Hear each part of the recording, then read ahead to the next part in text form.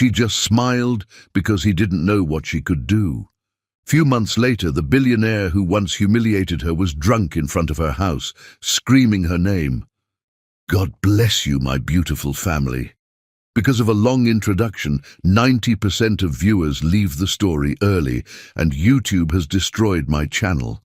I'm in tears. Now, let us begin the most powerful and heart-touching story written with love. Tisha Watson had rehearsed the words 100 times, but she never imagined she would need to rehearse surviving betrayal. Instead, the crystal chandeliers cast dancing shadows across the marble floor of Seattle's most exclusive ballroom as 300 guests mingled beneath. Soaring ceilings adorned with fresh white orchids. Tisha Watson smoothed her emerald silk gown, her dark fingers trembling slightly as they brushed against the small envelope hidden in her designer purse. Inside that envelope lay the most precious secret she had ever carried, ultrasound photos that would change everything. At 29, turning 30 tonight, Tisha had built a reputation as one of the city's most brilliant marketing strategists. But tonight she stood on the precipice of an entirely different kind of success. After 3 years with Michael Gambon, the tech billionaire whose empire had revolutionized cloud computing, she was ready to share the news that would crown their love story. She was 8 weeks pregnant with their child. The Fairmont Olympic Hotel had been transformed into a palace worthy of royalty for her birthday celebration. Michael had spared no expense, flying in flowers from Ecuador, hiring Seattle's most acclaimed chef, and ensuring that every detail reflected the image of success they had cultivated together. The guest list read like a who's who of the Pacific Northwest's power elite, tech moguls whose companies shaped the digital future, venture capitalists who decided which dreams became reality, politicians whose policies influenced millions of lives. The ballroom buzzed with the energy of Seattle's elite, venture capitalists in tailored suits that cost more than most people's cars, tech moguls with their diamond-draped wives who collected art and charitable causes with equal enthusiasm, politicians who shaped the city's future from mahogany-paneled offices and exclusive club dining rooms. Tisha moved through the crowd like royalty, her natural confidence drawing admiring glances and whispered compliments about her radiant appearance. She had planned every detail of this evening with military precision, the same strategic thinking that had made her campaigns legendary in marketing circles. The announcement would come after dinner, during the traditional birthday toast, when Michael would take the microphone and reveal their beautiful secret to the world. She had even coordinated with the photographer to ensure the perfect shots. Michael's surprise and joy, her radiant smile, the crowd's delighted gasps as they realized they were witnessing the beginning of the next generation of Seattle's most powerful couple. "You look absolutely radiant tonight," they whispered Jennifer Mills, her closest friend and marketing colleague, appearing at Tisha's elbow with champagne flutes. Jennifer's sharp eyes had noticed the subtle changes, the glow that pregnancy brought to Tisha's dark skin, the way she carried herself with new purpose, the secret smile that played at the corners of her mouth. "There's something different about you. You're practically luminous." Tisha accepted the sparkling cider disguised as champagne, her secret smile widening into something that could power the entire ballroom. "Sometimes life gives you gifts you never expected, blessings you didn't even know you wanted until they choose you." She touched her still flat stomach discreetly, feeling the flutter of excitement that had become her constant companion since discovering the pregnancy 2 weeks ago. "And Michael?" Jennifer probed with the curiosity of someone who had watched their relationship develop from promising beginning to power couple status. "How is he handling your mysterious happiness?"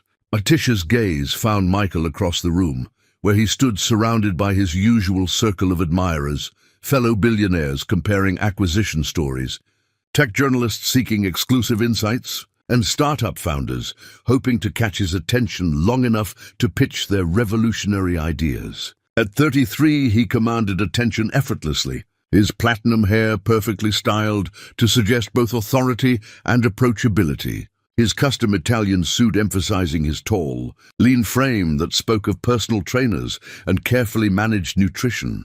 When their eyes met across the crowded ballroom, he raised his champagne glass in her direction with the smile that had first captured her attention 3 years ago. That smile promised everything she had ever wanted: security, status, a family built on success and mutual ambition. Tonight, she would discover which of those promises he intended to keep. "He's going to be thrilled," she said to Jennifer, her voice carrying the confidence of someone who had never doubted her partner's devotion. "This is what we've been building toward, a real family, a legacy that goes beyond business success." The dinner proceeded flawlessly, each course a masterpiece of culinary artistry that reflected Michael's attention to detail and unlimited resources. Tisha barely tasted the herb-crusted salmon, truffle-infused risotto, and chocolate soufflé that had cost more per plate than many people's weekly groceries. She was too excited about the announcement that would transform their lives, too focused on the future they were about to claim together. Conversations flowed around her like expensive wine, discussions of market trends that would shape the next decade, political alliances that determined Seattle's development, social dynamics that elevated some while diminishing others. This was her world now, or so she believed. These people would become her child's godparents, mentors, the network that would open every door and provide every advantage that wealth and connection could offer. "Ladies and gentlemen," Michael's voice suddenly boomed through the ballroom as he tapped his champagne flute with a silver spoon engraved with his family crest. The conversations died away like waves receding from a shore as 300 faces turned toward the head table where he stood with the commanding presence that had made him millions. This was it. Tisha's pulse quickened as she prepared for the moment that would define their future, her hand moving instinctively to rest over the secret growing inside her. The ultrasound photos in her purse seemed to pulse with their own energy, waiting to be shared with this glittering assembly of Seattle's most influential people.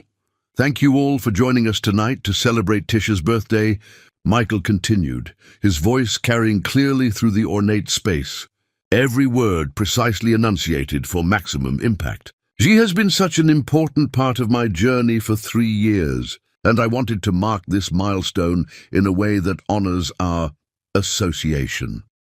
Something in his word choice, association, rather than relationship or partnership, sent a chill down Tisha's spine. This wasn't the script they had discussed, wasn't the tone of celebration and joy she had anticipated. But she maintained her composure, trusting that Michael was building dramatic tension before the revelation that would elevate them both. Michael's smile was perfect as he reached into his jacket pocket, his movements deliberate and theatrical. The ballroom held its collective breath, cameras poised to capture what everyone assumed would be a proposal or some grand romantic gesture. "Tisha, you've been a constant in my life during a crucial period of growth and success. Tonight, I have something very special for you." He produced an elegant gift box, wrapped in silver paper and tied with a white ribbon that caught the chandelier light like captured moonbeams. Tisha's breath caught in her throat as confusion clouded her carefully maintained expression. This wasn't the announcement they had planned, wasn't the script they had rehearsed in her imagination dozens of times. The ultrasound photos remained hidden in her purse as she accepted the box with trembling fingers, her mind racing to understand this deviation from their agreed-upon plan. Perhaps the pregnancy announcement would come after she opened his gift. Perhaps this was his way of creating a perfect romantic moment before sharing their news with the world. "Open it." "Oh, darling," Michael said, his voice carrying clearly through the silent ballroom. 300 pairs of eyes focused on this intimate moment played out on a very public stage. "I think you'll find it very enlightening." With fingers that felt disconnected from her conscious will, Tisha untied the ribbon and lifted the lid of the elegant box. The ballroom held its collective breath as she unfolded what she expected might be a romantic poem, perhaps concert tickets to their favorite symphony, maybe even a key to some surprise he had prepared. Instead, Michael's handwriting stared back at her in bold black ink, each letter formed with the precision of someone who had taken care to ensure maximum impact. "I'm leaving you. You're useless and I deserve better. Find someone on your level." The words hit her like physical blows, each one calculated to destroy not just her happiness, but her dignity, her sense of worth, her understanding of the relationship she thought they had built together. The ballroom seemed to tilt around her as the magnitude of his cruelty sank in. 300 witnesses watching as the man she loved dismantled her life with surgical precision. Time stretched like taffy as she processed the enormity of his betrayal. This wasn't just the end of their relationship. It was the public execution of everything she had believed about love, trust, and the future they had planned together. The baby growing inside her would now face the world without the father she had assumed would be devoted to their child's success and happiness. But Tisha Watson had not survived her childhood in Seattle's toughest neighborhoods, had not built a career in the ruthless world of high-stakes marketing, had not earned her place among the city's elite through weakness or surrender. Something deeper than pride, stronger than embarrassment, more enduring than heartbreak, rose from the core of her being. She folded the note carefully, placed it back in the box, and set it gently on the table with movements that spoke of complete self-control. When she raised her eyes to meet his, her expression was serene, almost peaceful, not the broken smile of a victim, but the dangerous smile of a queen who had just been catastrophically underestimated. "Thank you, Michael," she said, her voice carrying clearly through the silent ballroom, with the authority of someone who had found her true power in the moment someone tried to strip it away. "For showing me exactly who you are when I needed to know most. For revealing your character when it matters most. For setting me free to find what I actually deserve." She rose from her chair with fluid grace, her emerald gown flowing around her like liquid courage, every movement deliberate and dignified. The murmurs began then, rippling through the crowd like wildfire, as guests processed what they had just witnessed. Not the romantic gesture they had anticipated, but something far more dramatic and infinitely more revealing about the man they had come to celebrate. "I want to thank you all for being here tonight," Tisha continued, addressing the crowd directly with the poise of someone who had transformed her humiliation into her coronation. "Sometimes life gives us exactly what we need, even when it's not what we expected. Tonight, I've been given the gift of clarity, the blessing of truth, and the freedom to build something worthy of who I'm becoming." She picked up her purse where the ultrasound photos remained her secret. A secret Michael would never deserve to know, would never be worthy of sharing. Her child would be born free from his toxicity, raised by a mother who had chosen strength over surrender, dignity over devastation. Michael stood frozen at the head table, his triumph turning to ash as he realized his victim had become his victor. He had expected tears, pleading, perhaps even a public scene that would justify his cruelty in the eyes of their social circle and provide him with the satisfaction of complete domination. Instead, he faced a woman who had transformed his weapon against her into her liberation from him.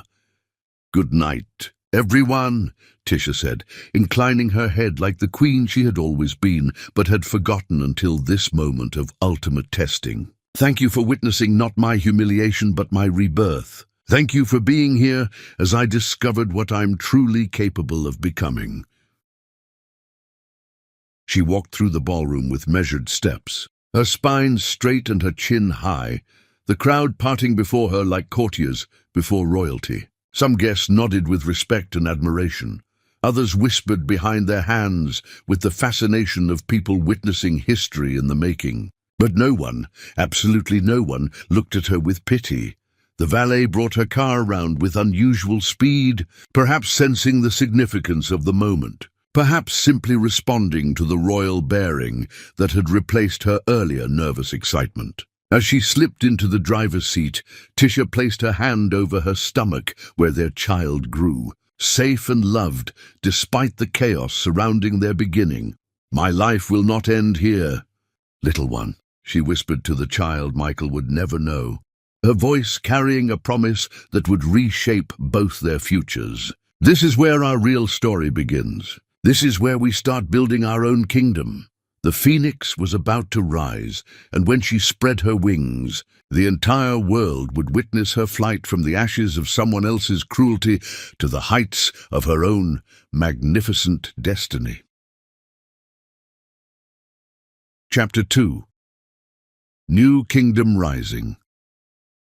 Thomas Shelby had interviewed hundreds of candidates, but the woman who walked into his office radiated a power that couldn't be taught in business school. 2 months had passed since the ballroom, humiliation that Seattle's social elite were still whispering about in their exclusive clubs and charity galas. The gossip columns had dissected every moment of that evening, turning Tisha Watson into an unexpected symbol of dignity under fire. But while the city speculated about her next move, Tisha was quietly building something far more important than her former social status. She was constructing a foundation for her child's future. The early months of pregnancy brought challenges she hadn't anticipated. Morning sickness arrived like clockwork at 7:30 each day, forcing her to keep crackers and ginger tea within arm's reach. Her body was changing in subtle ways that only she could detect. A slight fullness in her breasts, a new sensitivity to certain smells, an exhaustion that sleep couldn't quite cure. But with each physical reminder of the life growing inside her, her determination solidified into something unbreakable. Her savings account, once padded by Michael's generous gifts and expensive lifestyle, now seemed fragile in the face of single motherhood. The designer wardrobe that had once defined her social status would need to be replaced with practical clothes that could accommodate her changing body. The luxury apartment she had shared with Michael, still technically his property, had become a daily reminder of her former dependence. Independence demanded sacrifice, and Tisha was ready to pay any price necessary. She spent hours each night researching companies, studying their cultures, mapping potential career trajectories that could support both her ambitions and her child's needs. The tech industry that had once embraced her as Michael Gambon's glamorous girlfriend now felt hostile, tainted by association with her very public downfall. But marketing was her weapon of choice, and she wielded it with surgical precision.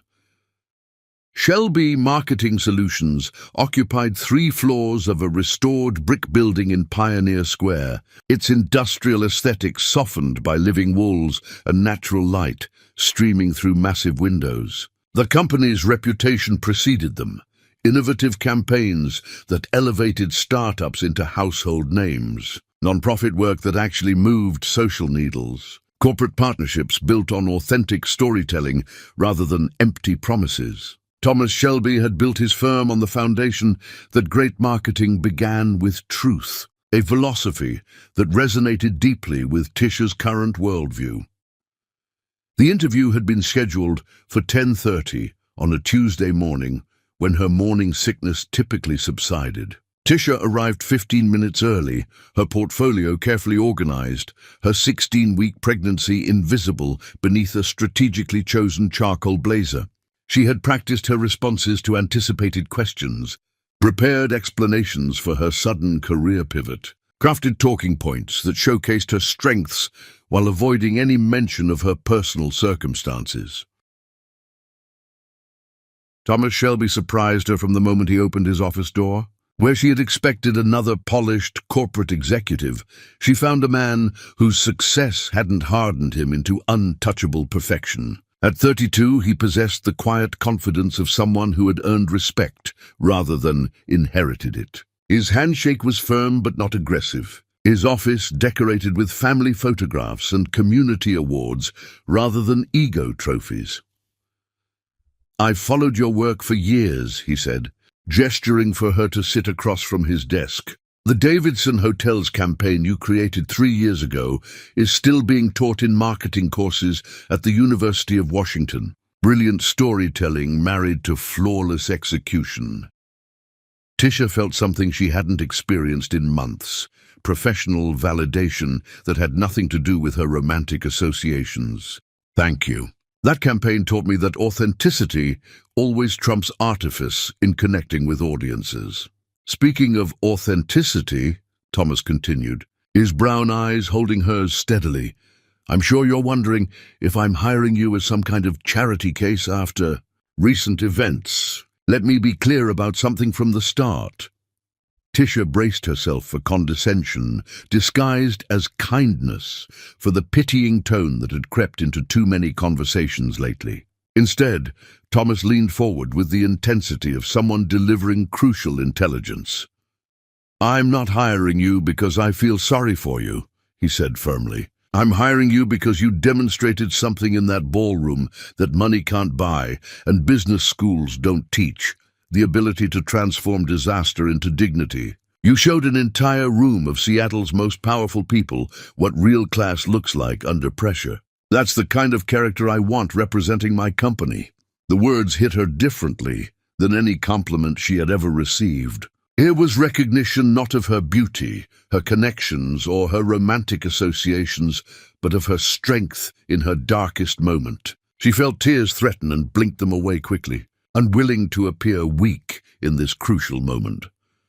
"The position we're discussing is Senior Marketing Strategist," Thomas continued, sliding a folder across his desk. "You'd be leading our healthcare and non-profit portfolio, clients who need genuine advocacy, not just clever advertising. The salary is competitive, the benefits are excellent, and the work is meaningful. But I need someone who understands that we're not just selling products here. We're telling stories that can change lives."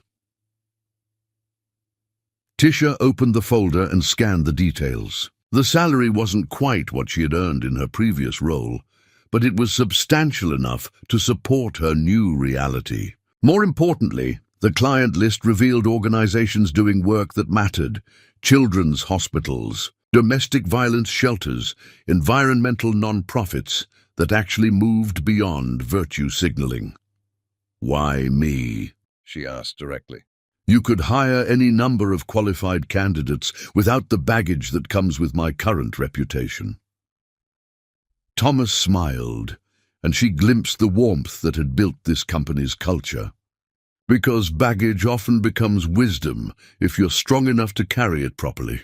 You've experienced betrayal, humiliation, and abandonment, all things our non-profit clients' audiences face daily. You can speak to pain with authenticity because you've walked through it yourself." The interview continued for another hour, but Tisha knew within the first 15 minutes that Thomas Shelby understood something about her that Michael Gambon never had. Her value existed independent of anyone else's perception. As they discussed campaign strategies and client relationships, she felt her professional confidence rebuilding itself on more solid ground. "When can you start?" Thomas asked as they shook hands at the conclusion. "Next Monday," Tisha replied without hesitation. "I'm ready to get back to work." As she walked through Pioneer Square back to her car, Tisha felt a lightness she hadn't experienced since discovering her pregnancy. The morning sickness that had plagued her earlier seemed manageable now, overshadowed by the excitement of new purpose. She placed her hand over her stomach, feeling the slight curve that marked her body's accommodation of their growing child. "We did it, little one," she whispered. "We found our new beginning." Her phone buzzed with a text from Jennifer. "Heard through the grapevine you nailed the Shelby interview. That man builds careers, not just campaigns. You're going to soar there." That evening, Tisha sat in her apartment organizing the client materials Thomas had given her to review before starting. Each nonprofit's mission statement told a story of resilience: cancer survivors rebuilding their lives, immigrants creating new communities, women escaping domestic violence and claiming their power. She saw herself reflected in every story, understanding viscerally what these organizations meant to the people they served. Her laptop pinged with an email from Thomas. "Looking forward to having you join the team. Attached are some background materials on your first project, a fundraising campaign for New Dawn Women's Shelter. I think you'll find their mission particularly inspiring." As she read about the shelter's work, helping women escape abusive relationships and build independent lives, Tisha felt the profound rightness of this new path. She was no longer just seeking employment. She was joining a mission that aligned with her own transformation. She closed her laptop and prepared for bed, her mind already racing with ideas for the shelter campaign. Tomorrow, she would begin building the career that would support her child's future. But tonight, she allowed herself to feel something she hadn't experienced in months, genuine excitement about what came next. Success wasn't about proving them wrong anymore. It was about proving herself right. One campaign at a time. Chapter 3. When Titans Fall. Strength isn't measured by never falling down. It's proven by how gracefully you rise. When your knees hit the ground, 4 weeks into her new role at Shelby Marketing Solutions, Tisha Watson had become the firm's secret weapon. Her non-profit campaigns possessed an emotional resonance that transformed donors from passive contributors into passionate advocates. The New Dawn Women's Shelter campaign had exceeded its fundraising goal by 40%, earning praise from board members who had initially questioned Thomas's decision to hire someone with such public baggage. The morning of September 15th began like every other Tuesday. Tisha arriving at the office by 7:30, armed with herbal tea and the determination that had carried her through 16 weeks of pregnancy. Her body had finally adjusted to its new reality. The morning sickness, retreating enough to allow her to focus entirely on the work that had become her sanctuary. The Children's Medical Foundation campaign consumed her attention that morning. She had spent weeks crafting messaging that honored the family's experiences without exploiting their pain, walking the delicate balance between emotional appeal and respectful advocacy. The presentation to the Foundation's board was scheduled for 2 o'clock, and every detail needed to be perfect.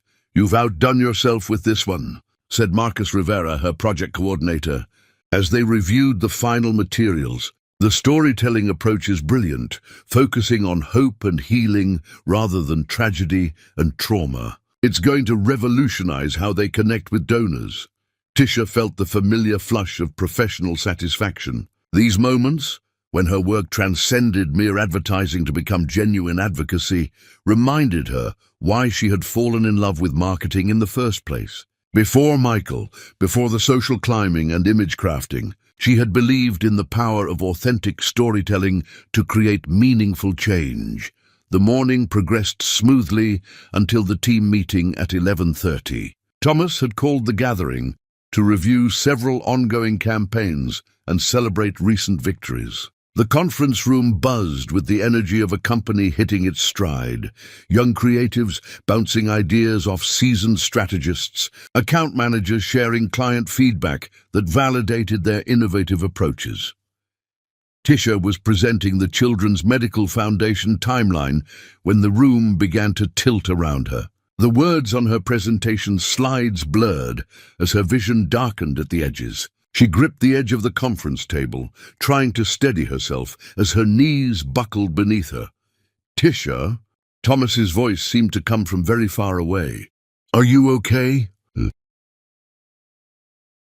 She tried to respond, but no words came. The room spun violently as her strength drained away, like water through a broken dam. The last thing she remembered was Thomas's strong hands catching her as she collapsed, his voice urgently calling her name, as darkness claimed her consciousness. When awareness returned, Tisha found herself in a hospital bed, surrounded by the sterile white walls and antiseptic smells of Seattle General's emergency department. Thomas sat in the chair beside her bed, his usual composed demeanor replaced by genuine concern. Their eyes met as she struggled to orient herself. "Easy," he said softly, reaching for the call button. Don't try to sit up too quickly. You gave us quite a scare. The memories flooded back, the presentation, the dizziness, the terrifying moment when her body simply stopped obeying her commands. Panic seized her as she remembered the life growing inside her, the precious cargo she had failed to protect. "The baby," she whispered, her hand flying to her stomach. The words escaped before she could stop them, revealing the secret she had guarded so carefully.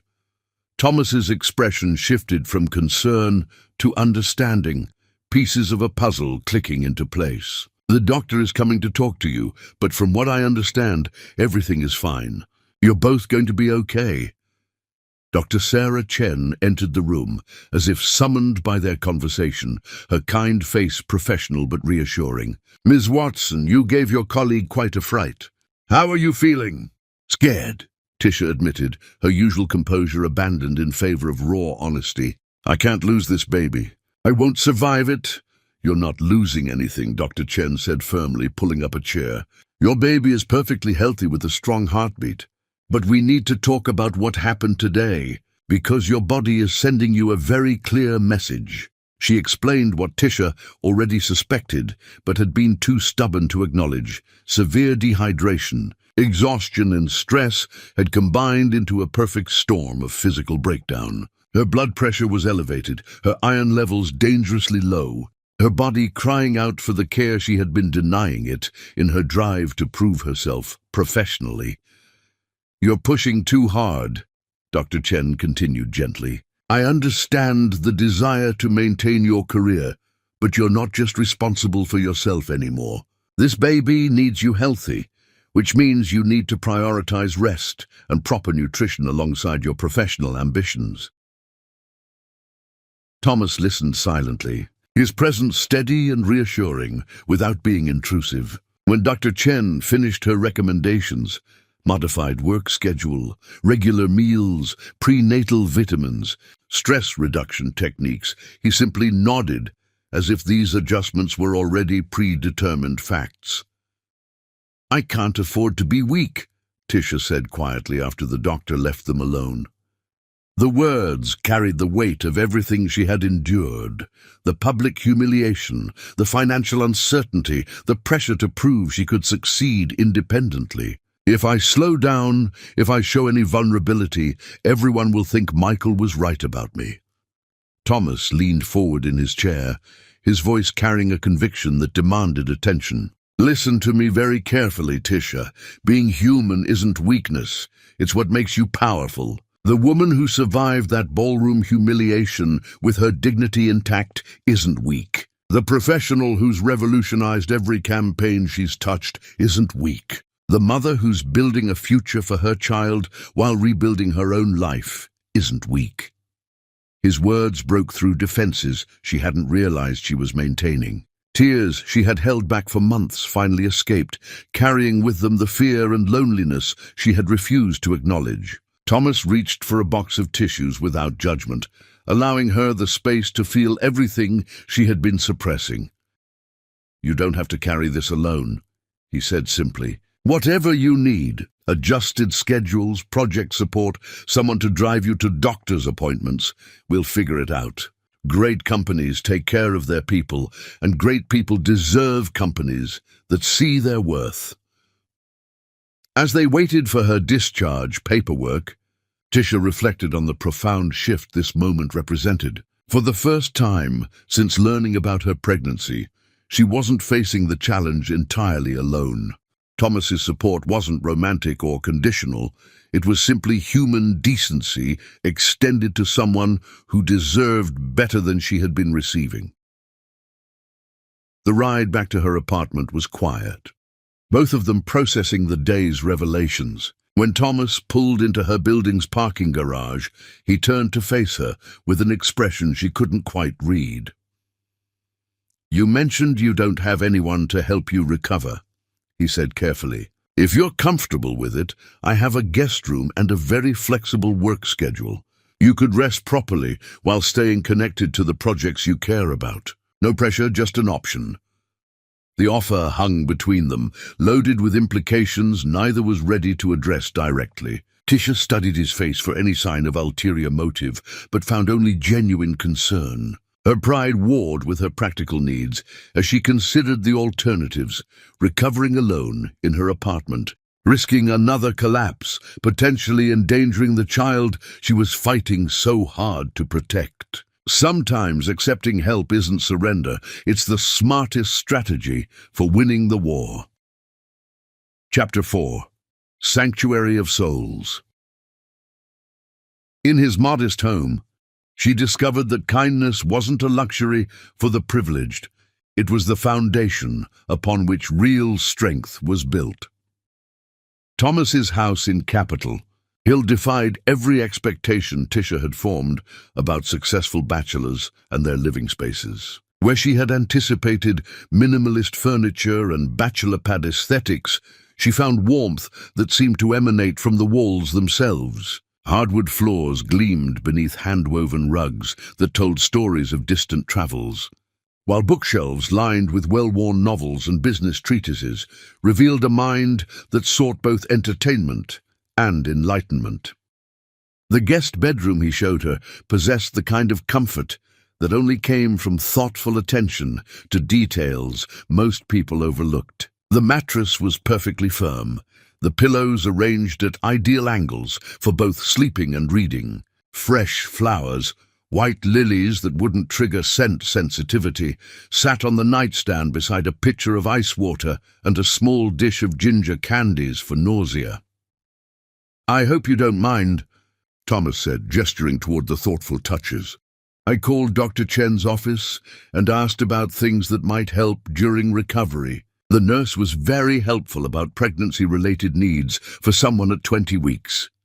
Tisha stood in the doorway, overwhelmed by the simple kindness of someone anticipating her comfort without being asked. In 3 years with Michael, such consideration had been rare and always came with expectations attached. Here was care offered without conditions, support extended without strings. "Why are you doing this?" she asked quietly, settling into the reading chair by the window that overlooked his meticulously maintained garden.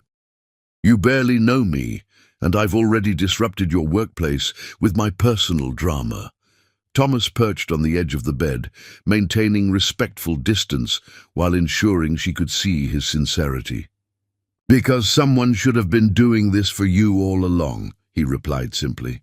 "And because you matter, not for what you can accomplish or produce, but for who you are as a person." The words settled into spaces in her heart that had been empty for longer than she cared to acknowledge. When had anyone last valued her existence independent of her usefulness? When had someone last offered care without expecting performance in return? That first evening established a rhythm that would carry them through the coming days.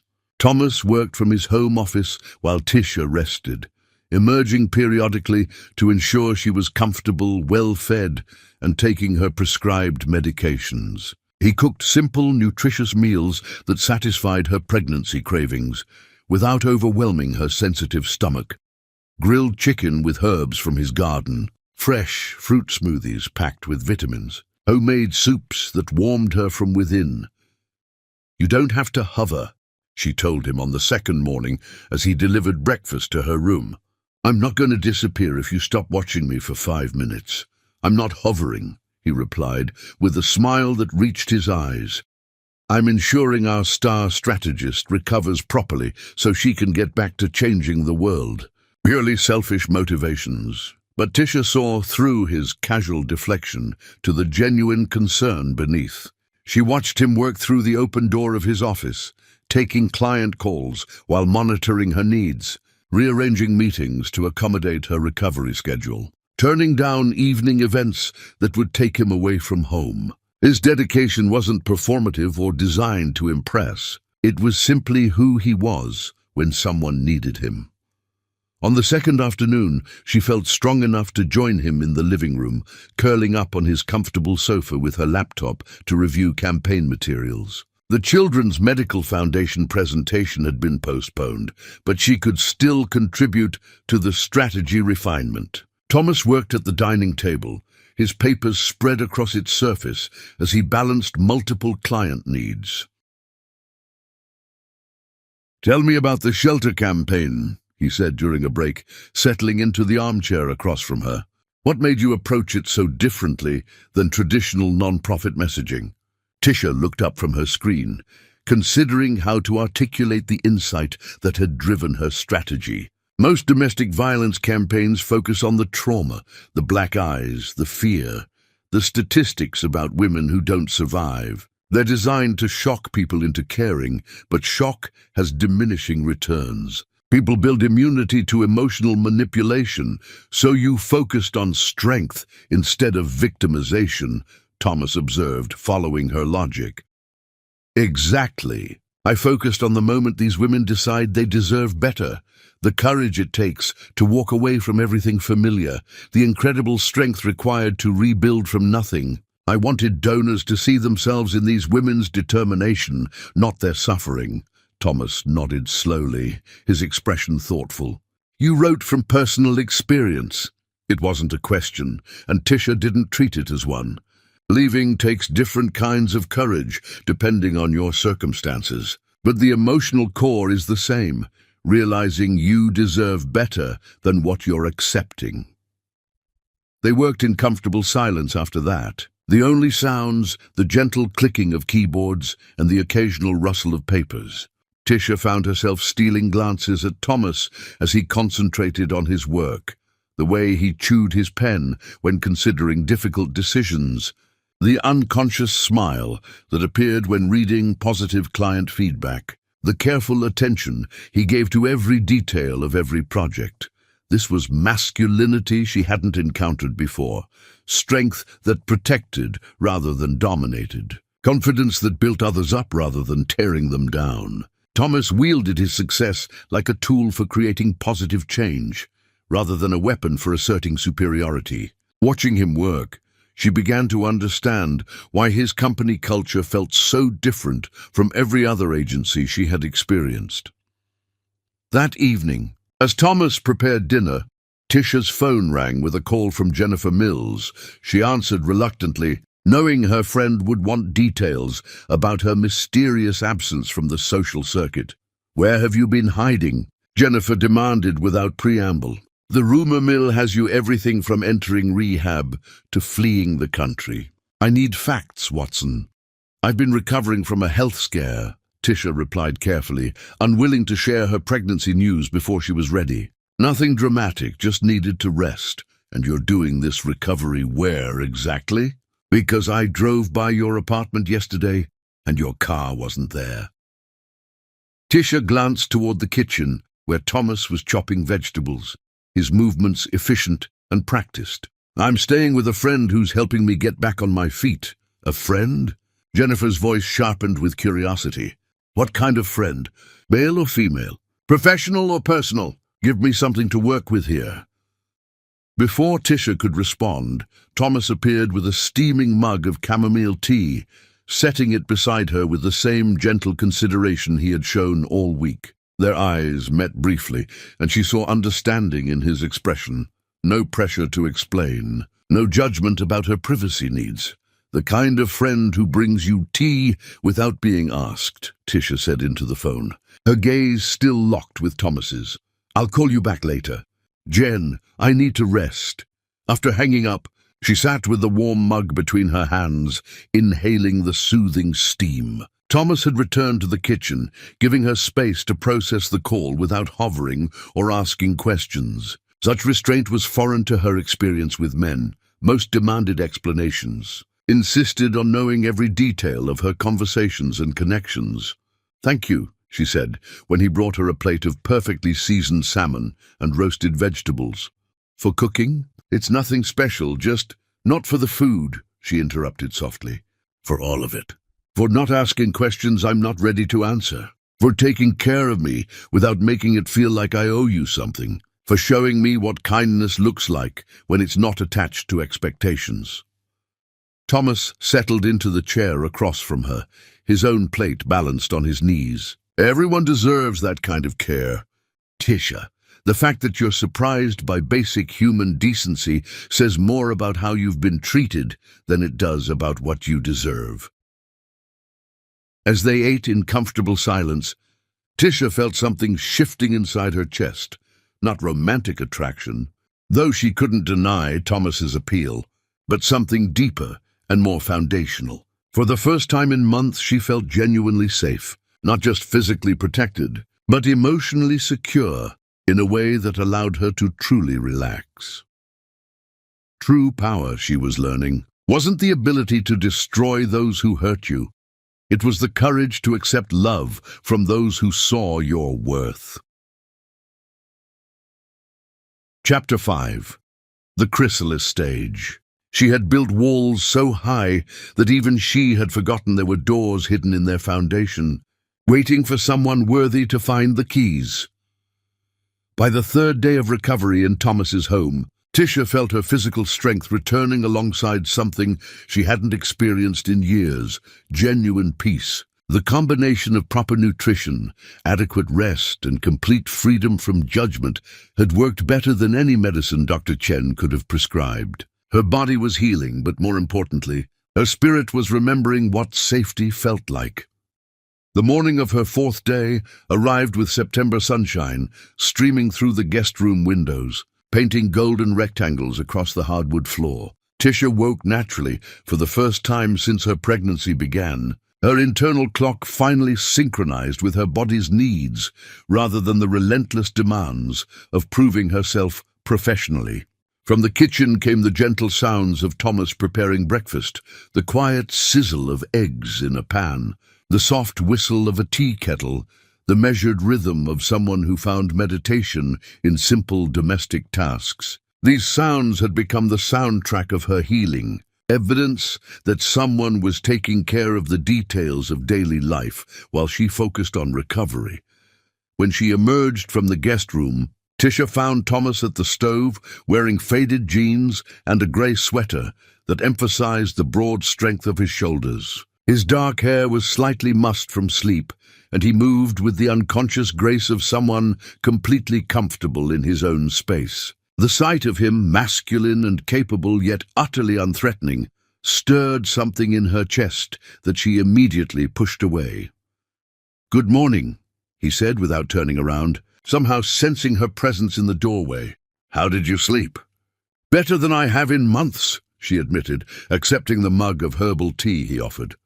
I'd forgotten what it felt like to wake up without anxiety as my alarm clock. Thomas plated scrambled eggs beside perfectly toasted bread and fresh fruit, creating a meal that satisfied both nutritional needs and aesthetic appreciation. They had fallen into this routine over the past few days: breakfast together before he started his workday, lunch shared between client calls, dinner conversations that ranged from business strategy to personal philosophy. "I've been thinking about your situation," Thomas said carefully as they settled at his small dining table. "Not to pressure you or overstep boundaries, but I wanted you to know what I'm observing from my perspective." Tisha tensed slightly, her defenses automatically rising despite the safe environment Thomas had created. "What kind of observations?" "You apologize for taking up space," he said gently, his brown eyes holding hers steadily. "You thank me for basic human decency, as if kindness is some extraordinary gift you don't deserve. You eat like you're afraid someone might take your food away if you seem too hungry." The accuracy of his observations hit like physical blows, each one exposing vulnerabilities she thought she had hidden behind professional competence and carefully maintained composure. She set down her fork, her appetite suddenly vanishing. "I'm not trying to make you uncomfortable," Thomas continued quickly, recognizing her withdrawal. "But I see a woman who's been conditioned to expect cruelty instead of care, abandonment instead of support. Whatever happened to you before that night in the ballroom, it was bigger than just one public humiliation." Tisha stared at her plate, fighting the urge to flee back to the guest room where she could hide behind closed doors and emotional distance. Thomas was seeing too much, understanding too clearly. approaching truths she wasn't ready to examine, let alone discuss. "He never hit me," she said quietly, the words emerging without her permission. "Michael never raised his hand to me, never left visible bruises, but emotional abuse doesn't leave marks people can photograph." The admission hung between them like a bridge she couldn't uncross. Thomas remained perfectly still, not moving closer or offering empty reassurances, simply creating space for whatever she needed to say next. "He made me doubt everything about myself," she continued, her voice gaining strength as the words found their freedom. "My intelligence, my worth, my right to have opinions that differed from his. He isolated me from friends who asked too many questions, convinced me that my career success only mattered if it reflected well on him." Thomas's expression darkened with understanding and carefully controlled anger. "That's why the pregnancy news felt so dangerous. He'd already established that your value was conditional on his approval." "I was going to tell him that night," Tisha whispered, her hand moving instinctively to her stomach, where their child continued growing despite everything. "I thought a baby would finally prove I was worthy of his love. I was so naive." "You weren't naive," Thomas said firmly. "You were hopeful. There's a difference between stupidity and believing that someone you loved was capable of growth." They sat in silence for several minutes, both processing the weight of what had been shared. Tisha felt simultaneously exposed and relieved, terrified that she had revealed so much, yet grateful to finally speak truths she had buried beneath layers of professional ambition and social performance. "What changed?" Thomas asked eventually. "What made you strong enough to walk away that night instead of accepting his cruelty?" Tisha considered the question, tracing her finger around the rim of her tea mug as she searched for the answer. "The baby changed everything. I realized I couldn't raise a child in a relationship built on conditional love and emotional manipulation. I couldn't teach them that their worth depended on someone else's approval." "So you chose your child over your comfort zone?" I chose my child over my fear," she corrected. "Comfort was never really an option with Michael. I was just too afraid of being alone to admit how miserable I was." Thomas nodded slowly, his expression thoughtful. "And now, how do you feel about being alone?" The question caught her off guard, forcing her to examine emotions she had been avoiding since that night in the ballroom. "Terrified," she admitted honestly, "but also relieved. For the first time in years, I can make decisions based on what's actually best for me, rather than what might earn someone else's approval."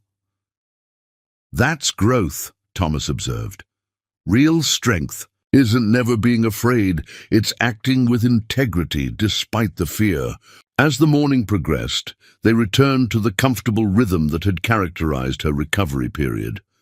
Thomas worked from his home office while she rested, but the conversation from breakfast had shifted something fundamental between them. The walls she had built around her emotional vulnerability remained intact, but small windows had opened, spaces where genuine connection could take root if she ever found the courage to let it. That afternoon, as Thomas took a client call in his office, Tisha found herself studying the photographs that lined his living room walls. Unlike Michael's carefully curated collection of professional achievements and social status symbols, Thomas's images told stories of authentic relationships and meaningful experiences.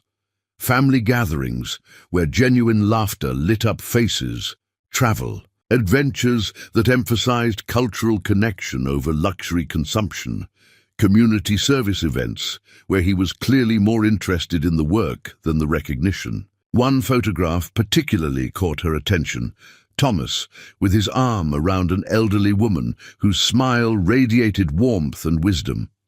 They stood in front of what appeared to be a small restaurant, both wearing aprons and holding cooking utensils like proud warriors displaying their weapons. "That's my grandmother," Thomas said from the doorway, having finished his call. "She taught me that feeding people is one of the purest forms of love." That picture was taken at her restaurant the day she officially retired and handed the business over to my cousin.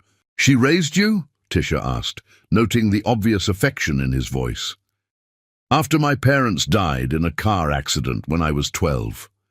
Grandma Elena saved my life in every way that mattered, gave me roots, taught me values, showed me what unconditional love looked like."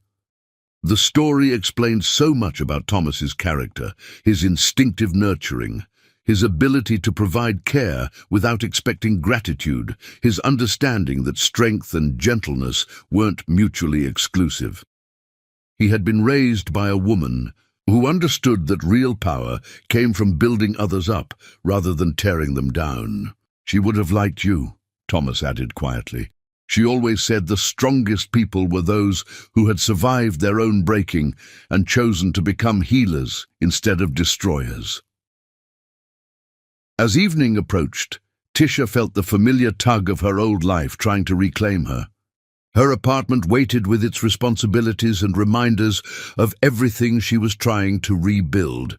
The real world existed beyond Thomas's sanctuary, and eventually she would need to return to it. But not yet, not while she was still learning what it felt like to be cared for without conditions, to be valued for her humanity rather than her productivity. In Thomas's home, she was discovering that her walls had doors after all. She just needed to find the courage to open them when the right person proved worthy of the keys. Chapter 6. Miracle arrives. Maya Watson entered the world like her mother, small but mighty, with a voice that demanded to be heard and a spirit that refused to be overlooked. 5 months had passed since Thomas first offered Tisha sanctuary in his home. 5 months during which their professional partnership had evolved into something far more complex and meaningful. She had eventually returned to her own apartment, but the invisible thread connecting them had only strengthened with time and shared experience. Thomas had become her closest confidant, her most trusted advisor, and the man who never failed to answer when her world felt unstable. The final weeks of pregnancy had been both magical and exhausting. Tisha's body had transformed into something she barely recognized. Her movements had become deliberate and careful, her sleep interrupted by tiny limbs exploring their cramped quarters. Her emotions heightened to levels that made every commercial about families bring tears to her eyes. Thomas had adapted his schedule to accommodate her increasing needs, driving her to weekly appointments, assembling baby furniture with the methodical precision he brought to major campaigns, and somehow managing to remain enthusiastic about every mundane detail of pregnancy preparation. The January morning that would change everything began with the kind of snow that transformed Seattle into a winter wonderland. Large, soft flakes that fell steadily outside Tisha's apartment windows, muffling the usual city sounds and creating a hushed expectancy in the air. She woke at 5:30, not to her alarm, but to the unmistakable sensation that her body had decided the waiting was over. The contractions started gently, like waves lapping at a distant shore, easily dismissed as the Braxton Hicks episodes that had been teasing her for weeks. But these felt different, deeper, more purposeful, carrying an urgency that made her sit up in bed and pay attention. As she moved through her morning routine, shower, breakfast, final preparations that suddenly felt crucial, the sensations intensified with mathematical precision, building toward something undeniable. By 8 o'clock, there was no question about what was happening. Her water had broken during breakfast, soaking through her favorite maternity dress and confirming what her body had been trying to tell her for hours. Tisha called Thomas first, her voice steady despite the magnitude of the moment approaching. "It's time," she said simply when he answered on the second ring. "Time for what?" Thomas asked, though she could hear in his voice that he already knew had been expecting this call for weeks. "Time to meet your honorary godchild," Tisha replied, gripping the kitchen counter as another contraction peaked with intensity that stole her breath. "My water broke 20 minutes ago and these contractions are getting serious fast. I think she's decided that today is her birthday." The line went quiet for a moment, and she could practically hear his mental gears shifting from business executive to devoted partner in this journey. "I'm leaving the office now," his voice returned, with the calm competence that had carried them through every crisis of the past months. "Don't drive yourself anywhere. I'll be there in 15 minutes. Do you have your hospital bag?" "Packed and ready by the door since Christmas," she confirmed, breathing through another wave of intensity that seemed to originate in her very core and radiate outward. "Thomas, I'm scared. What if something goes wrong? What if I can't do this?" "You can do anything," he said with absolute conviction. "You're the strongest person I've ever known, and you're not doing this alone. I'll be right there." True to his word, Thomas arrived at her apartment in 14 minutes, taking the stairs 2 at a time to reach her third-floor unit. He found her in the living room, timing contractions with the focused concentration she brought to every important project. Her overnight bag and car seat waiting by the door, like soldiers prepared for deployment. But he also noticed the fear in her eyes, the way her usual confidence had been replaced by the vulnerability that came with approaching the unknown. "How are we doing?" he asked, immediately taking charge of logistics while offering her his steady presence as an anchor. "Contractions every 4 minutes, lasting about a minute each," she reported with the precision of someone who had researched every aspect of labor extensively. "They're getting stronger. I think this baby is more eager to make her entrance than we anticipated."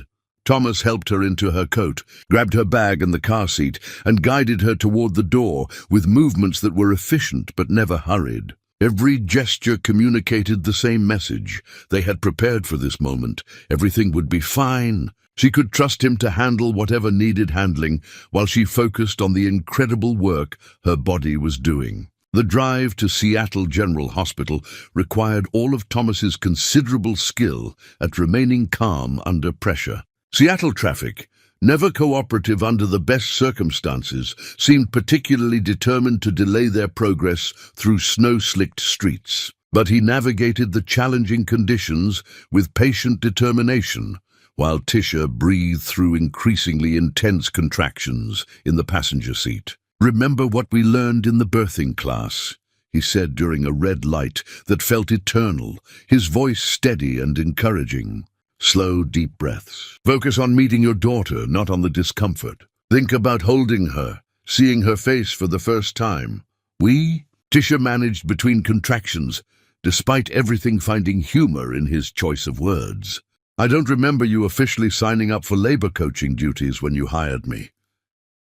"I signed up for whatever you need," Thomas replied simply, reaching over to squeeze her hand as the contraction peaked.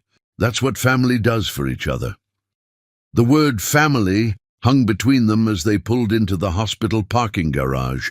Heavy with implications neither was prepared to examine in the midst of labor's urgency. But Tisha felt its truth settling into her heart, whatever the technical definitions of their relationship. Thomas had become the person she turned to in crisis, the one she trusted with her most vulnerable moments.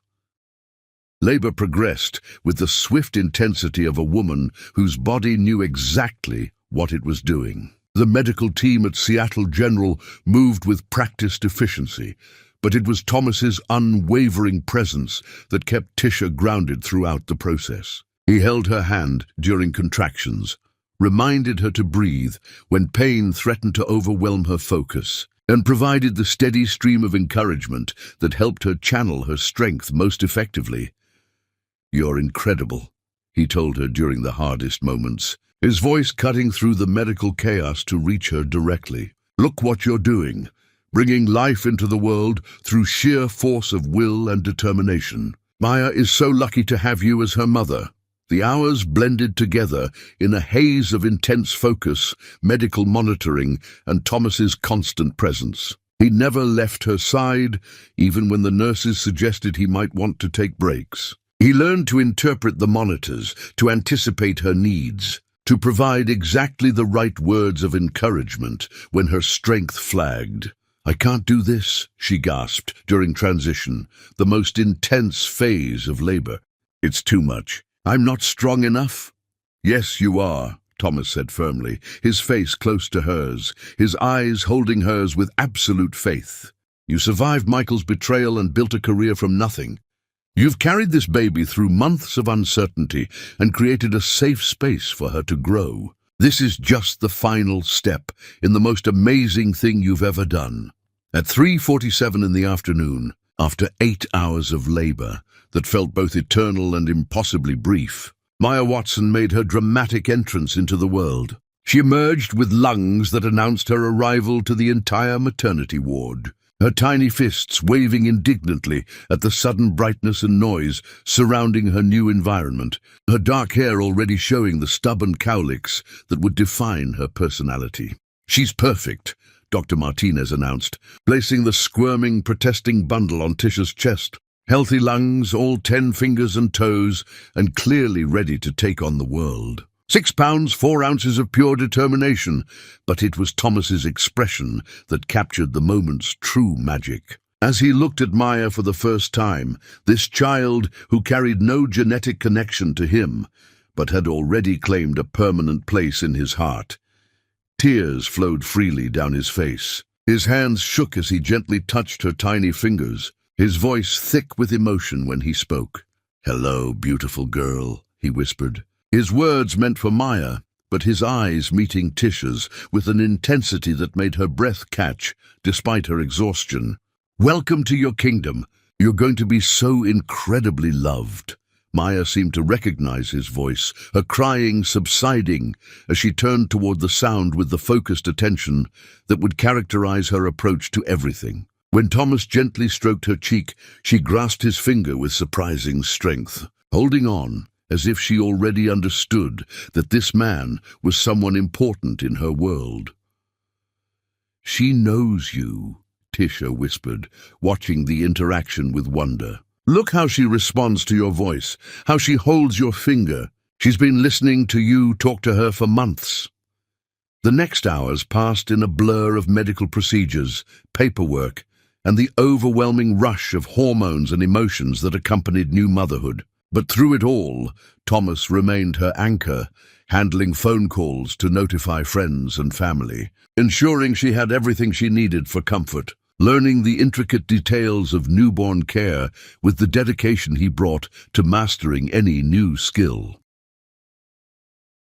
When the nurses finally settled them into a private recovery room, Tisha found herself watching Thomas hold Maya with an expertise that seemed impossible for someone who had never been a parent. He changed her first diaper without hesitation, warmed her bottle to the perfect temperature, and somehow intuited exactly how to position her for optimal comfort during feeding. "You're a natural," she observed, her voice soft with exhaustion and wonder as she watched him rock Maya to sleep. "She's completely relaxed in your arms. It's like she's been waiting her whole life to meet you." "She makes it easy," Thomas replied, his attention focused entirely on the tiny face peeking out from her pink blanket.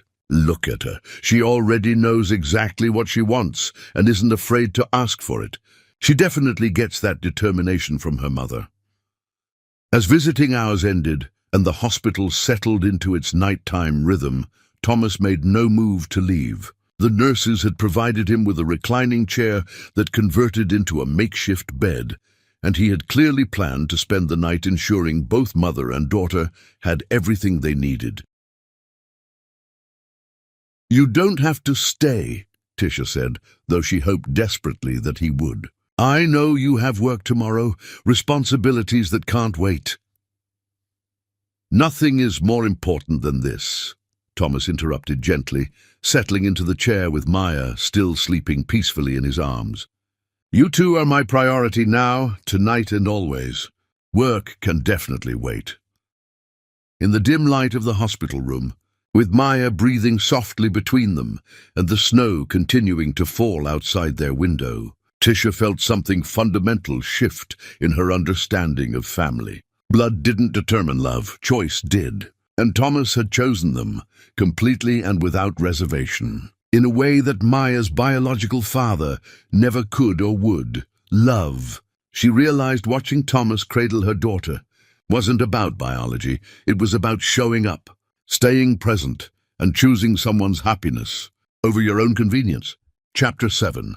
The Village It Takes. He changed. Diapers like a man who understood that real strength shows up in the 3 a.m. moments when no one's watching and no one's keeping score.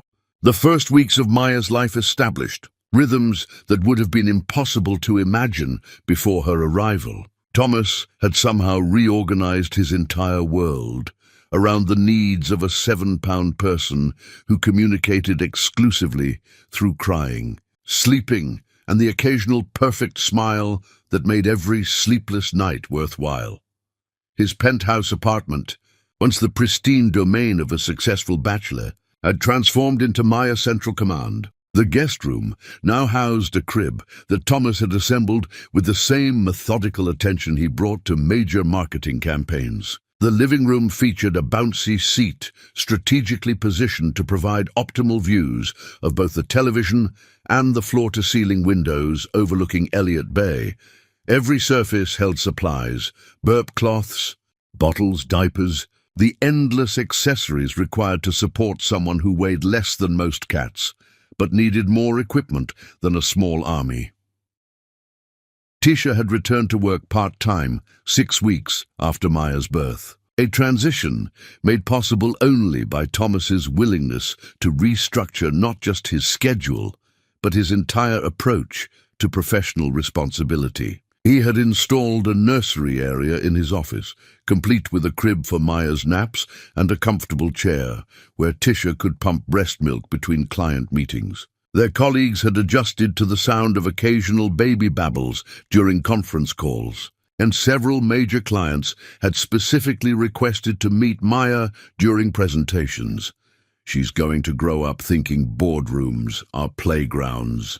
Tisha observed one Thursday afternoon as Maya gurgled happily from her bouncy seat while they reviewed campaign materials for Pacific Northwest Medical Center.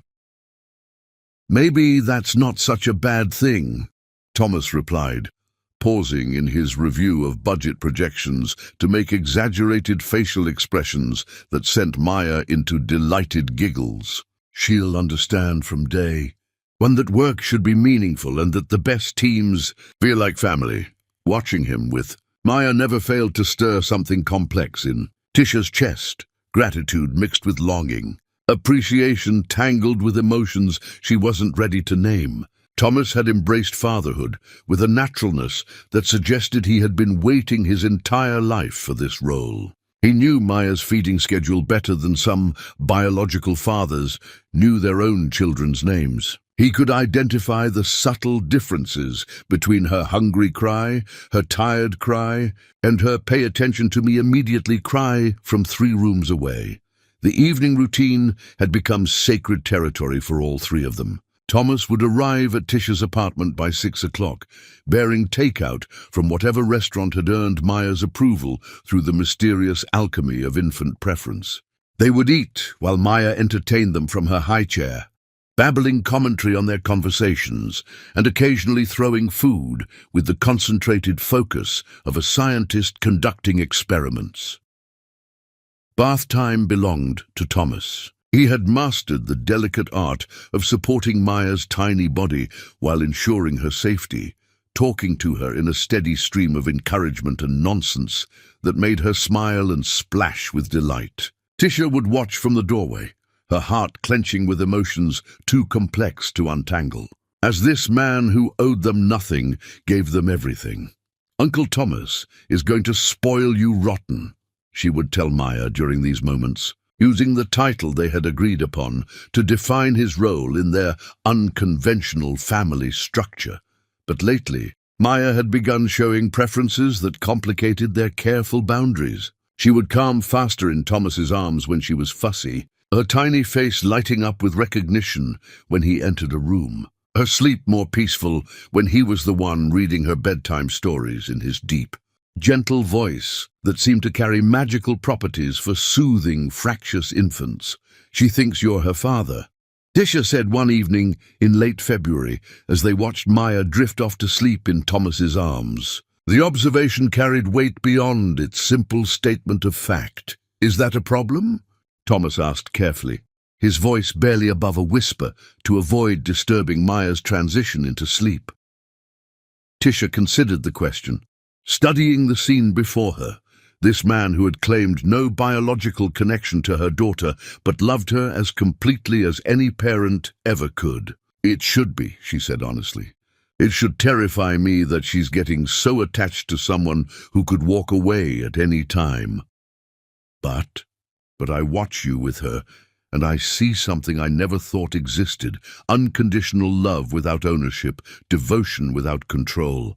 You love Maya for who she is, not for what she represents to you."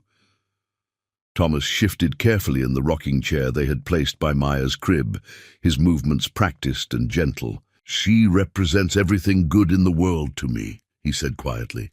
"Hope and possibility, and the kind of love that doesn't ask for anything in return. How could I not be devoted to that?" The conversation hung between them as they moved through Maya's bedtime routine, transferring her sleeping form to her crib, adjusting her blankets, checking that the baby monitor was functioning properly. These domestic rituals had become as natural as breathing, creating intimacy through shared purpose rather than romantic gestures. As spring arrived in Seattle, Maya's personality began asserting itself with increasing clarity. She was curious about everything, her dark eyes tracking movement and color with the focused intensity of someone determined to understand her environment completely. She had developed distinct preferences for music. Classical pieces sent her into peaceful trances, while upbeat pop songs inspired enthusiastic dancing that consisted mainly of arm waving and delighted squealing. "She has your determination," Thomas observed one Saturday morning as they watched Maya systematically destroy her toys in what appeared to be a scientific study of cause and effect. "Look at that concentration. She's not just playing, she's conducting research." "And your stubbornness," Tisha replied, noting the way Maya continued trying to fit a square block into a round hole despite repeated failures. "She gets that refusal to accept defeat from spending so much time with you." Their easy banter masked the growing complexity of emotions neither was prepared to address directly. Somewhere between midnight feedings and shared exhaustion, between inside jokes about Maya's expressions and the comfortable silence of two people raising a child together, friendship had evolved into something deeper and more dangerous. The shift became impossible to ignore during Maya's 4-month checkup in May. Dr. Chen had praised Maya's development, noting her advanced social skills and secure attachment patterns. As they left the pediatrician's office, Maya babbling happily from her car seat, Thomas made an observation that stopped Tisha in her tracks. "She's never going to remember a time when I wasn't here," he said, his voice carrying wonder and something that might have been fear.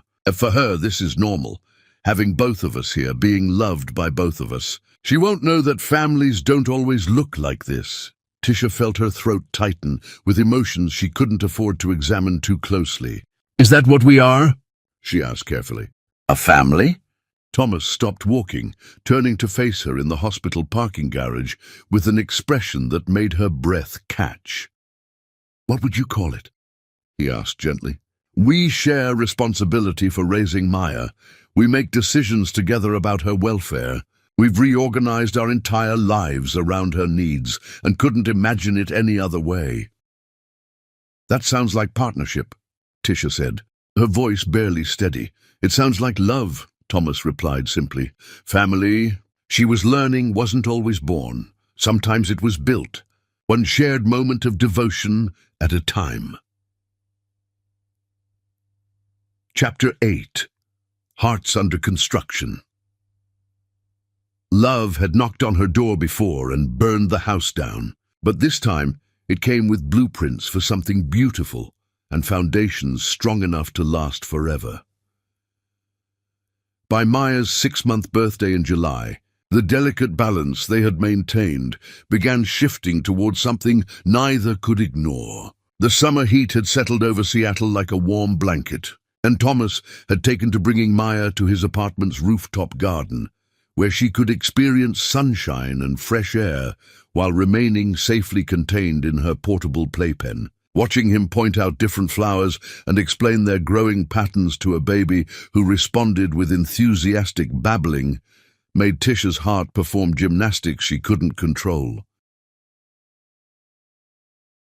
The rooftop had become their evening sanctuary, a place where the three of them could exist as a family unit without the professional boundaries that defined their daytime interactions. Thomas had installed shade structures and safety barriers, transforming the space into Maya's personal outdoor paradise. Baby toys were scattered between herb planters and flowering bushes, creating a landscape that perfectly captured their life. Beautiful, unconventional, and somehow completely right.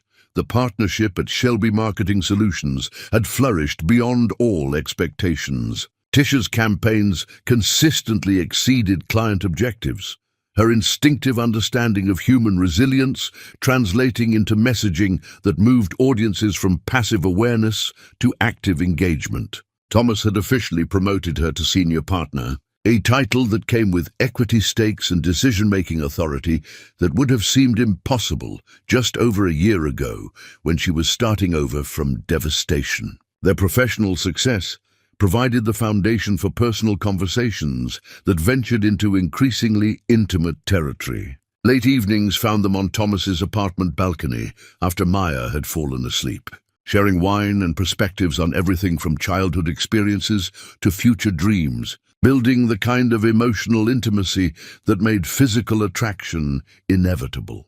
The domestic rhythms they had established felt increasingly like marriage without the official recognition. Thomas kept Maya's favorite foods in his refrigerator, had memorized her feeding schedule down to the minute, and could identify her different cries from 3 rooms away. His apartment had been transformed to accommodate a baby who spent more time there than in her own nursery, complete with safety gates, outlet covers, and an impressive collection of age-appropriate toys. "Tell me about the woman you thought you'd marry before Maya came along," Tisha said one particularly warm evening as they watched the sunset paint Elliott Bay in shades of gold and rose. Maya slept peacefully in her travel crib inside, giving them rare moments of adult conversation that didn't involve discussing diaper contents or sleep schedules. Thomas considered the question while swirling his wine, his expression thoughtful rather than evasive. The golden light caught the planes of his face, emphasizing the quiet strength that had attracted her from their very first interview. "I always imagined someone who shared my values about family and community, someone who understood that success meant building something meaningful rather than just accumulating wealth. But I never imagined someone who had already proven her strength through surviving betrayal and rebuilding from nothing." "That's not really an answer to my question," Tisha pressed gently, tucking her legs under her in the comfortable chair that had become her designated spot on his balcony. "I'm asking about your actual plans, not your theoretical ideals. Surely there was someone specific, some relationship that seemed headed toward permanence."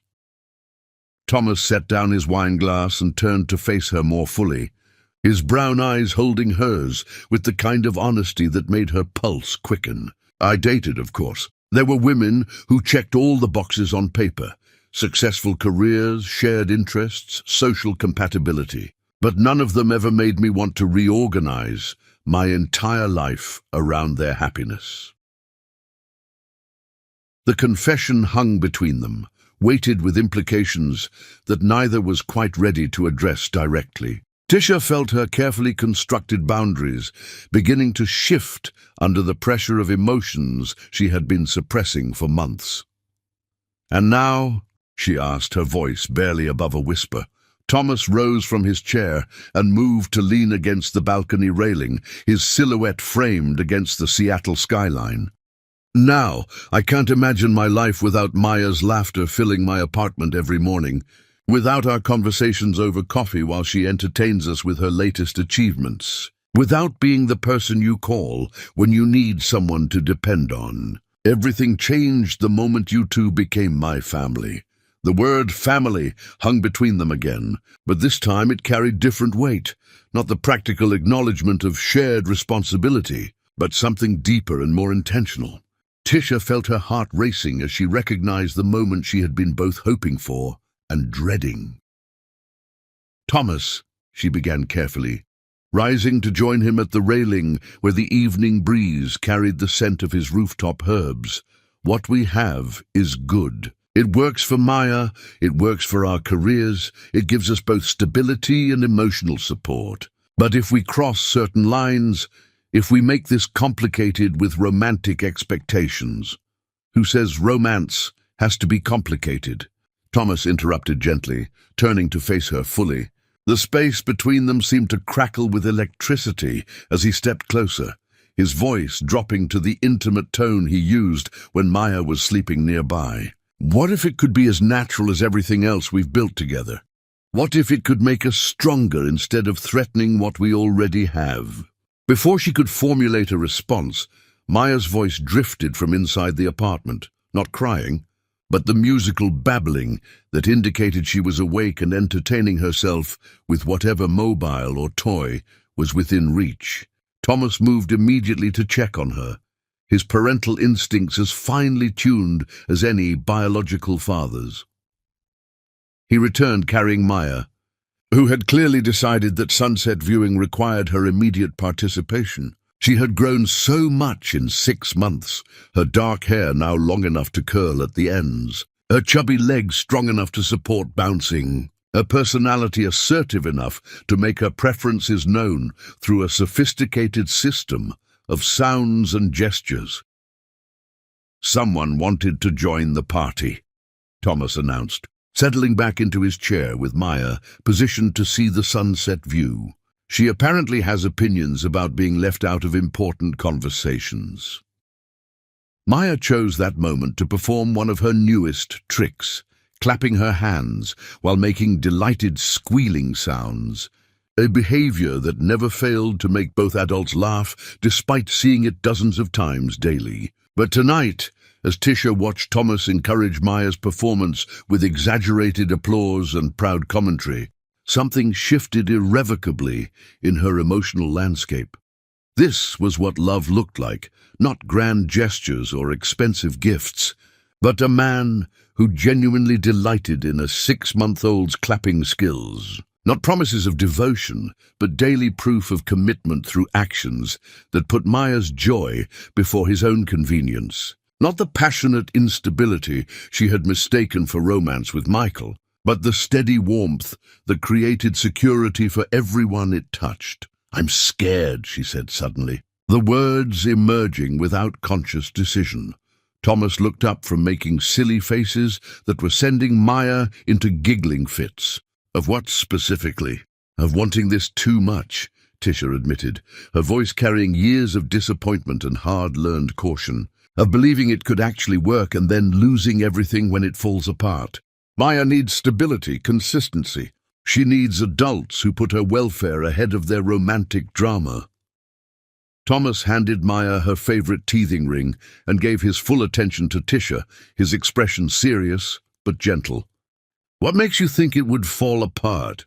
"Because that's what happens," she said, years of disappointment and betrayal coloring her voice. "People make promises they don't keep. They say they love you, and then use that love as a weapon when you disappoint them. They walk away when things get difficult or boring or inconvenient. That's what Michael did," Thomas corrected quietly.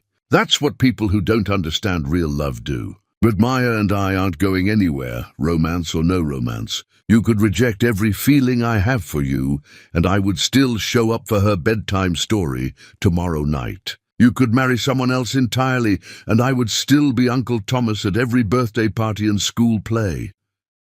His certainty was both comforting and terrifying. Tisha had spent so long protecting herself from emotional risk that the possibility of genuine security felt almost foreign. Could love actually be this stable, this unthreatening to everything she had built? Maya, sensing the serious turn in adult conversation, began fussing with the particular tone that indicated she was ready for dinner and a bath. As Thomas rose to address her needs, he paused beside Tisha's chair and placed his free hand gently on her shoulder.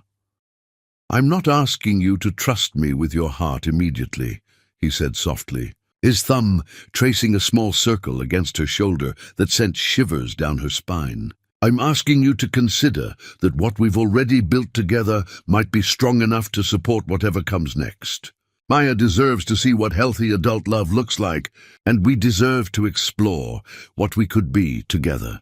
The evening routine that followed felt different, charged with new awareness of possibilities that had been lurking beneath the surface of their friendship. Thomas bathed Maya with his usual gentle competence, but Tisha found herself noticing the way his sleeves were rolled up to reveal strong forearms, the careful way he supported Maya's tiny body, the soft voice he used to narrate each step of the process. "Uncle Thomas is going to wash your hair now," he said, his voice carrying the same gentle authority it always did during Maya's care. Maya babbled happily, completely content in his capable hands, her trust in him absolute and unquestioning. "She thinks of you as her father," Tisha said quietly, watching Maya splash contentedly in Thomas's capable hands. "Is that okay?" he asked, vulnerability creeping into his voice for the first time that evening. Instead of answering immediately, Tisha moved closer and kissed his forehead while he held their daughter, because Maya was their daughter in every way that mattered. The gesture was tender rather than passionate, a promise rather than a question. "It's more than okay," she whispered against his skin. "It's everything I never knew I wanted." Sometimes the best love stories weren't about falling, they were about building, one careful choice at a time, until what you had constructed was strong enough to weather any storm. Chapter 9. The Reckoning Begins. Sometimes the universe delivers justice not through dramatic confrontations, but through the quiet satisfaction of watching someone realize they destroyed their own kingdom while you were busy building yours. The August morning that would test every foundation they had built arrived with the kind of oppressive heat that made Seattle feel like a different city entirely. Thomas had spent the night at Tisha's apartment, as had become increasingly common, though they still maintained the careful fiction that he was sleeping on the sofa, rather than acknowledging the emotional intimacy that made separate bedrooms feel artificial.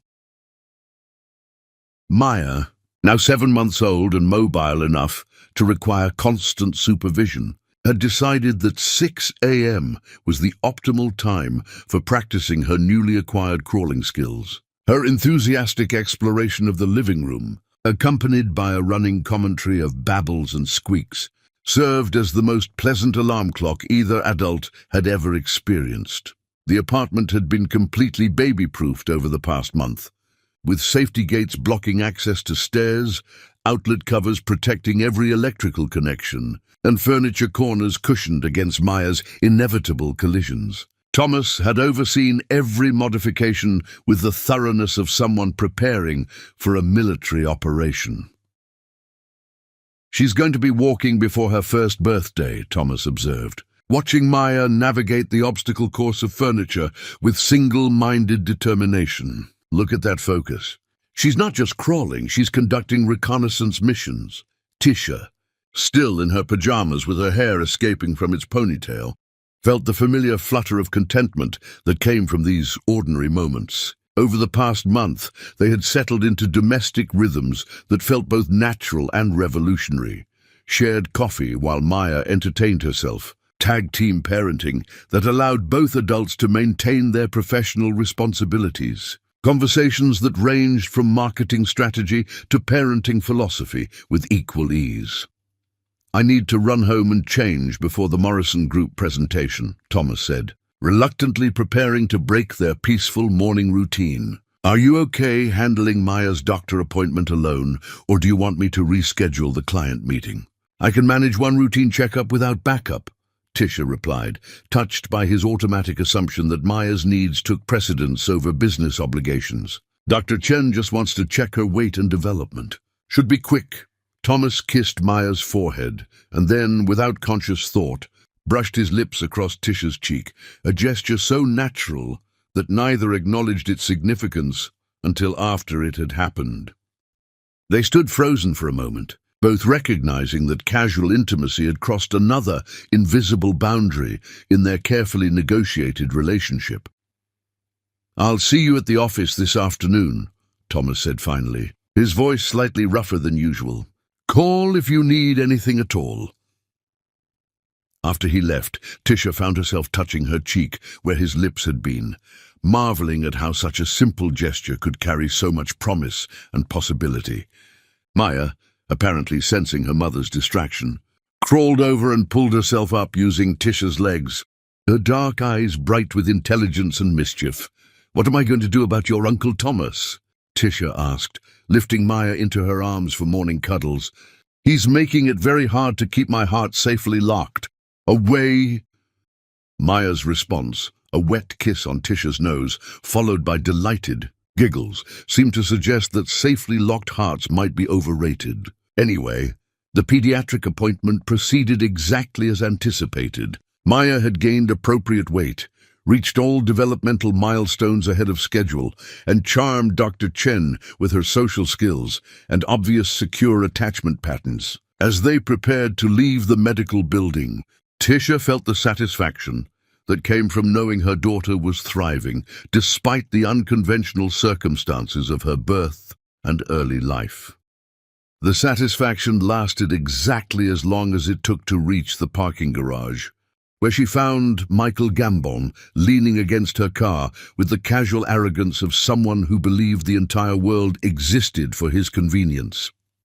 18 months had not been kind to the man who had once commanded rooms through sheer force of wealth and personality. His trademark platinum hair now showed dark roots and needed cutting. The custom suits had been replaced by designer jeans and a polo shirt that emphasized how much weight he had lost. Not in a healthy, athletic way, but with the hollow-eyed gauntness that suggested too much alcohol and too little food. The confidence that had once attracted her now seemed brittle, desperate around the edges. "Hello, Tisha," he said as she approached with Maya in her carrier. "You look good. Motherhood suits you."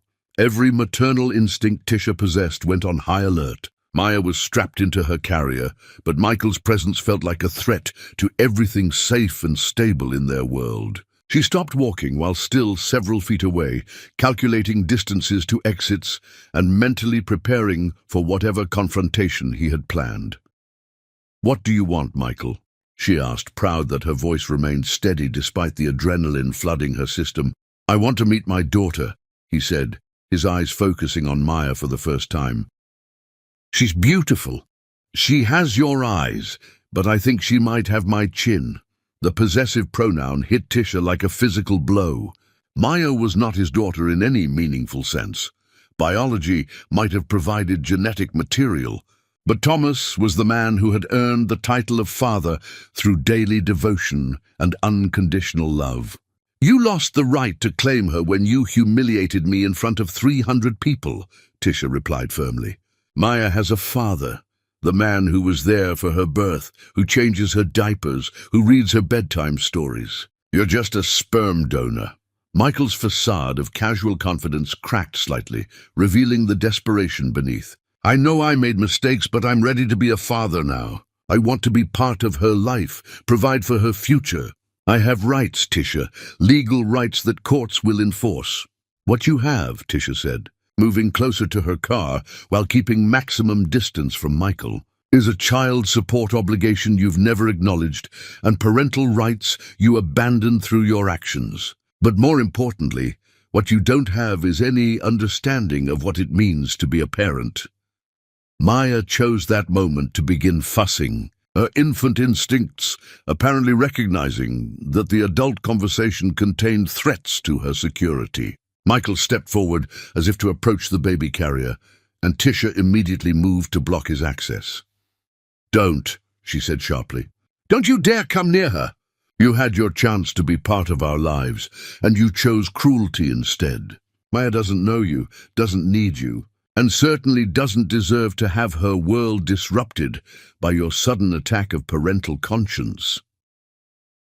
"This isn't over," Michael said, his mask slipping further to reveal the entitled anger that had always lurked beneath his polished surface. "I've rebuilt my business, recovered my reputation. I can provide her with opportunities you could never afford, alone." "I'm not alone," Tisha replied firmly, unlocking her car and preparing to secure Maya's carrier in the back seat. "Maya has a family, people who chose to love her from the moment she drew breath, people who proved their commitment through actions rather than words." As she drove away, leaving Michael standing alone in the parking garage with his threats and regrets, Maya's fussing gradually subsided into the peaceful contentment that came from being safely contained within her familiar environment. But Tisha's hands shook slightly on the steering wheel as she processed the encounter and its implications. Michael's appearance wasn't coincidental. He had researched Maya's doctor appointments, planned this confrontation, probably consulted lawyers about his legal options. The man who had once dismissed her as useless now saw something valuable enough to pursue. The greatest threats to happiness often came disguised as second chances, wrapped in apologies that couldn't erase the damage already done. Chapter 10. Queens bow to no one. She had entered this story as someone's discarded possession and was ending it as her own magnificent creation, ruling a kingdom built on love rather than fear. The autumn evening that would close one chapter of their lives and open another arrived with the kind of crisp October air that made Seattle feel like poetry. Maya, now 9 months old and determined to walk despite everyone's suggestions that crawling remained a perfectly acceptable form of transportation, had finally mastered pulling herself upright using furniture for support. Thomas's apartment had been thoroughly baby-proofed to accommodate her increasing mobility and decreasing regard for gravity's limitations. 6 weeks had passed since Michael's parking garage ambush. 6 weeks during which Tisha had consulted lawyers, researched custody precedents, and prepared for legal battles that might threaten everything they had built. But Michael, despite his threats and bluster, had made no official moves. No court papers had arrived, no lawyers had contacted her, no formal claims had been filed. His silence felt more ominous than action would have. Thomas had responded to the potential threat by becoming even more intentionally present in their lives, if such a thing were possible. He had quietly consulted his own attorney about adoption procedures, researched the legal requirements for establishing parental rights through demonstrated commitment rather than biological connection, and begun documenting his role in Maya's daily life with the thoroughness of someone preparing for war. The law recognizes multiple pathways to legal parenthood, his lawyer had explained during a consultation that included Tisha's full participation. Biological connection is one factor, but consistent caretaking, financial support, and established parent-child relationships carry significant weight in custody determinations. That evening found them in Thomas's living room, Maya between them on a blanket covered with toys that produced various sounds when manipulated. She had recently discovered that banging blocks together created noise that delighted her and convinced nearby adults to pay attention, a cause and effect relationship she exploited with the strategic brilliance of someone destined for either politics or corporate leadership. "She's going to be a negotiator," Tisha observed, watching Maya deliberately drop her favorite rattle and then look expectantly at the adults who predictably retrieved it. She's already mastered the art of making other people do her work while maintaining the illusion that she's helpless. She gets that from her mother, Thomas replied, settling beside them on the floor with the casual ease that had characterized their domestic evolution. The woman who transformed public humiliation into professional, triumph and single motherhood into successful partnership. Their conversation was interrupted by Maya's most recent achievement, clapping while babbling ma-ma-ma and ba-ba-ba in combinations that made both adults freeze with excitement. Language development was occurring ahead of schedule, another milestone in Maya's seemingly determined march toward independence and self-expression. "Did she just—" Thomas began. "Ba-ba-ba-ba!" Maya announced with unmistakable pride, clapping her hands and looking directly at Thomas with the focused attention she reserved for her favorite people. The moment hung between them, heavy with implications that neither could ignore. Maya had made her choice about family structure with the unconscious certainty that only children possessed. Thomas was da-da not because of genetics or legal documents, but because he was the man who showed up, who played, who provided comfort and security and unconditional love. "She knows," Tisha said quietly, her voice thick with emotions too complex to untangle. "Somehow, she understands that families are made by choice and love, not just biology." Thomas reached across the space between them, his hand covering hers where it rested beside Maya's blanket. "Tisha, I need to tell you something. What I feel for you. It's not obligation or convenience or even just attraction. I'm in love with you, with your strength, your intelligence, your incredible capacity to transform pain into purpose." The words she had been expecting and dreading finally hung in the air between them, impossible to ignore or deflect. Tisha looked at this man who had proven his character through countless small kindnesses, who had earned Maya's complete trust and adoration, who had somehow made love feel safe instead of dangerous. "I'm terrified," she admitted. "Not of you, but of believing this could actually work. Maya needs stability, consistency. She needs adults who put her welfare ahead of their romantic complications." "Then let's not complicate it," Thomas said simply. "Let's just love each other the way we already love her, completely, unconditionally, with commitment that doesn't waver when things get difficult."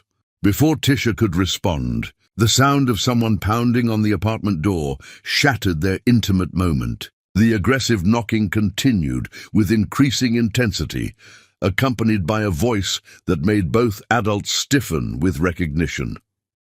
"Tisha! I know you're in there. We need to talk."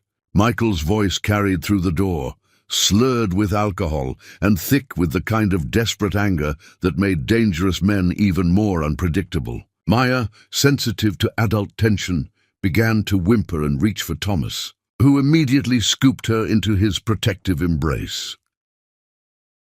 "Call security," Thomas said quietly, his voice steady despite the obvious threat. "Don't engage with him directly." But Michael's pounding intensified, his voice rising to a level that risked disturbing the entire building. "I saw the pictures, Tisha. You and him playing house with my daughter. You can't keep me away from her forever." Thomas handed Maya to Tisha and moved toward the door, his body language protective but controlled. "Michael, you need to leave immediately. This is private property and you're clearly intoxicated. We can discuss any legitimate concerns through proper legal channels." "Legal channels?" Michael's laugh held no humor. "I tried doing this the right way, but you poisoned her against me. That's my daughter in there and I have rights." "What you have," Thomas replied through the closed door, "is a restraining order waiting to be filed if you don't leave immediately. Maya doesn't know you, doesn't need the trauma of your instability, and certainly doesn't deserve to have her peaceful home disrupted by your drunken demands." The pounding stopped abruptly, replaced by a silence that felt more threatening than the noise had been. Thomas motioned for Tisha to move toward the bedroom with Maya, while he positioned himself between them and whatever Michael might attempt next. "I can give her everything, Michael's voice had dropped to a level barely audible through the door, but the desperation made it carry clearly. Private schools, trust funds, connections that will open any door she wants to walk through. What can you offer that compares to real wealth and power? Thomas opened the door just enough to speak face to face with the man whose genetics had contributed to Maya's existence, but whose character had forfeited any claim to her life. Michael stood swaying slightly in the hallway, his appearance even more deteriorated than it had been 6 weeks earlier. "I can offer her what you never understood," Thomas said with quiet conviction. "Love without conditions, security without manipulation, a father who shows up not because courts force him to, but because she is the light of his world." Through the partially open door, Michael could see into the apartment where Tisha sat on the sofa holding Maya, both of them watching the confrontation with the mixed fear and fascination that came from witnessing someone's complete emotional breakdown. Maya babbled softly to herself, completely unaware that the stranger at the door represented any kind of threat to her perfectly content existence. "She doesn't even know me," Michael said, his voice breaking with the realization of everything he had lost through his own choices. "She looks at you like you're her whole world." "Because he is," Tisha said firmly, moving to stand beside Thomas with Maya in her arms. He was there when she took her first breath, when she smiled for the first time, when she learned to sit up and crawl and clap her hands. He earned her love through daily devotion, not genetic accident. Michael's gaze moved from Thomas to Tisha to Maya, seeing clearly for perhaps the first time the family unit he had destroyed through his own arrogance and cruelty. These were not 3 separate people forced together by circumstance.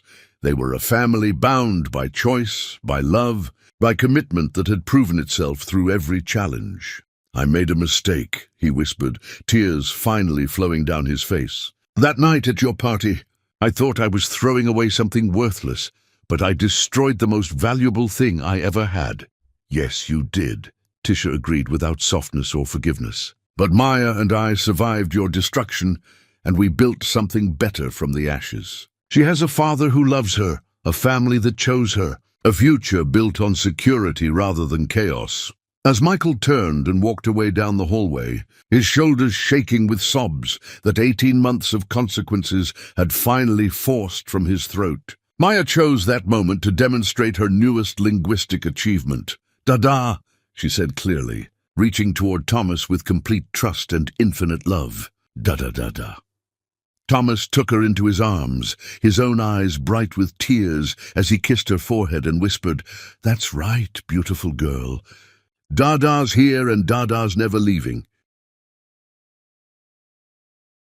Some stories end with happily ever after, but the best ones end with, and their love continued to grow, because real fairy tales don't end.